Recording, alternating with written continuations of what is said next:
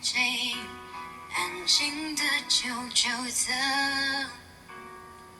我想你已表现得非常明白，我懂，我也知道，你没有舍不得。你说你也会难过，我不相信。牵着你陪着我，也只是曾经。今天没有黑眼圈了吗？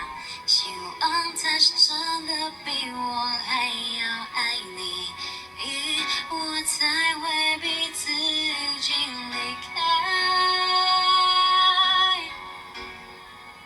你要我说多难堪，我根本不想分开，为什么还要我用微笑来带过？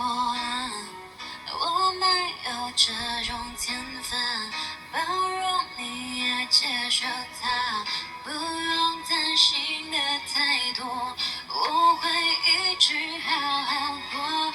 你已经远远离开，我也会慢慢走开，为什么我连分开都牵住着你？